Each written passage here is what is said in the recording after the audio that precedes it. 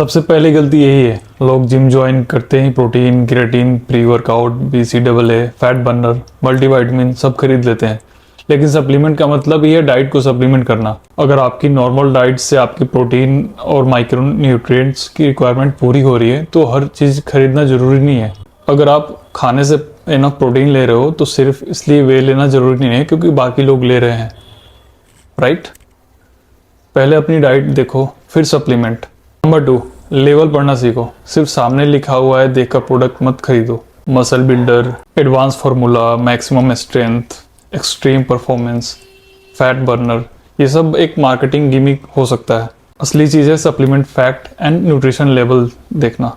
आप इसमें देखो कितनी सर्विंग है, पर सर्विंग कितनी क्वांटिटी मिल रही है, कौन कौन से इंग्रेडिएंट्स हैं, और सबसे इम्पॉर्टेंट, आपको जिस इंग्रेडिएंट के लिए पैसे देने हैं उसकी एक्चुअल डोज कितनी है। सुंदर सी पैकेजिंग का मतलब इफेक्टिव प्रोडक्ट नहीं होता। नंबर 3, हर चीज़ का साइंस चेक करो।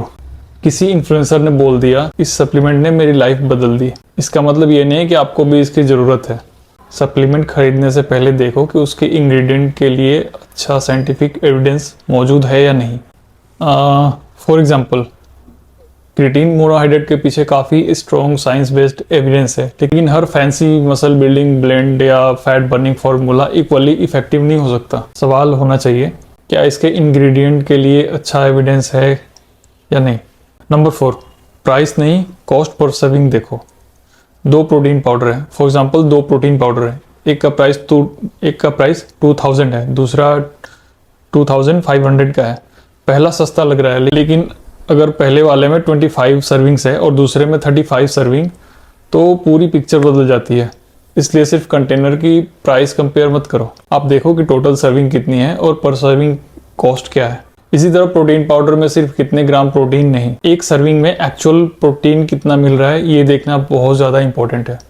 नंबर 5, सप्लीमेंट आपकी डाइट और ट्रेनिंग को रिप्लेस नहीं कर सकता। अगर आपका स्लीप शेड्यूल ख़राब है, ट्रेनिंग रैंडम है, कैलोरी आपकी गोल के अकॉर्डिंग नहीं है, प्रोटीन इंटेक फूड से प्रोटीन इंटेक कम है और आप पूरे दिन बस सप्लीमेंट पर डिपेंड कर रहे हो, तो कोई मैजिक पाउडर आपकी फिजिक नहीं बना सकता। सप्लीमेंट आपकी फाउंडेशन नहीं है, आपकी फाउंडेशन है training, nutrition, recovery, consistency. Supplement सिर्फ उस फाउंडेशन को सपोर्ट करता है। एक और चीज़, कोई सप्लीमेंट इसलिए ऑटोमेटिकली सेफ नहीं बन जाता क्योंकि उसमें नेचुरल लिखा है। Ingredients, dosages, interaction, individual situation matter करती है। इसलिए अगर आपको कोई मेडिकल कंडीशन है या आप मेडिसिन्स लेते हो तो सप्लीमेंट शुरू करने से पहले क्वालिफाइड हेल्थ केयर प्रोफेशनल से कंसल्ट करना बेटर ऑप्शन होता है। तो फाइनल बात, तो अगली बार जब सप्लीमेंट खरीदने जाओ तो ये 5 सवाल खुद से पूछो। क्या मुझे इसकी ज़रूरत है? लेबल में एक्चुअल इंग्रेडिएंट और डोजेस क्या है? क्या इसके पीछे अच्छा साइंटिफिक एविडेंस है? इसकी रियल कॉस्ट पर सर्विंग कितनी है? क्या मेरी डाइट, ट्रेनिंग और रिकवरी पहले से ठीक है कि नहीं? क्योंकि स्मार्ट लिफ्टर वो नहीं है जो सबसे ज़्यादा सप्लीमेंट लेता है। स्मार्ट लिफ्टर वो है जो जानता है कि उसे क्या लेना है और क्या नहीं।